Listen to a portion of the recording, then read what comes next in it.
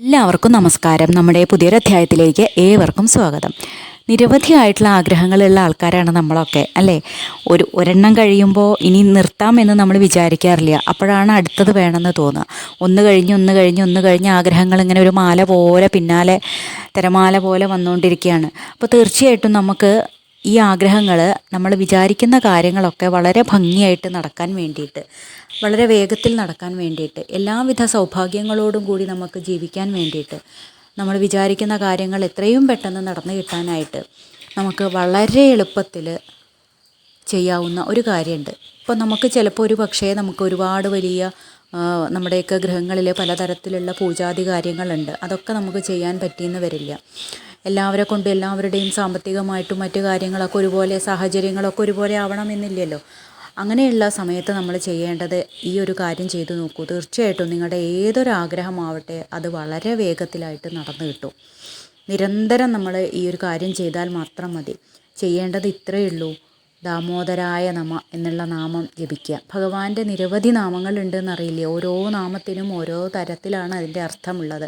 അപ്പോൾ നമുക്ക് ഈ ഒരു ചെറിയ സമയത്തിനുള്ളിൽ എല്ലാം കൂടിയൊന്നും പറയാൻ നമ്മളെക്കൊണ്ട് ഒരിക്കലും, എത്ര വീഡിയോ ചെയ്താലും പറയാൻ നമ്മളെക്കൊണ്ട് സാധിക്കില്ല. അപ്പോൾ തീർച്ചയായിട്ടും ഈ ഒരു നാമം നമ്മൾ രാവിലെ അല്ലെങ്കിൽ രാത്രി ധാരാളമായിട്ട് ജപിച്ചോളൂ. ആഗ്രഹം മനസ്സിൽ വിചാരിച്ച് ജപിച്ചോളൂ. ഭഗവാനെ നല്ലോണം മനസ്സിൽ കണ്ടിട്ട് ജപിച്ചോളൂ. നമ്മുടെ ആഗ്രഹം അതെന്തായാലും വളരെ പെട്ടെന്ന് നമുക്ക് നടന്നു കിട്ടും. പക്ഷേ എന്ത് ചെയ്യുമ്പോഴും ആലോചിക്കേണ്ട ഒരൊറ്റ കാര്യം, നമ്മൾ ഈ ജപിക്കുമ്പോൾ ജപത്തിലായിരിക്കണം ശ്രദ്ധ. ഭഗവാനെ ധ്യാനിച്ചുകൊണ്ട്, ഭഗവാന്റെ രൂപം മനസ്സിൽ കണ്ടുകൊണ്ട് നമ്മൾ ധ്യാനിക്കുക, ജപിക്കുക. അങ്ങനെ ചെയ്യുമ്പോഴാണ് വളരെ വേഗത്തിൽ ആ ഫലം കിട്ടുക. ഇതിപ്പോൾ ചിലപ്പോൾ വിചാരിക്കാറില്ലേ, നമ്മൾ എന്ത് ചെയ്തിട്ടും അങ്ങോട്ട് വേണ്ട വിധത്തിൽ ഫലം കിട്ടണില്ല എന്ന്. അത് എന്തുകൊണ്ടാണെന്ന് വെച്ചാൽ നമ്മുടെ മനസ്സ് മാറിപ്പോവാണ്. നമ്മൾ വായ കൊണ്ട് നാമം ജപിക്കുന്നുണ്ടാവും, പക്ഷേ മനസ്സ് വേറെ എവിടെയെങ്കിലും ഉടക്കി നിൽക്കുന്നുണ്ടാവും.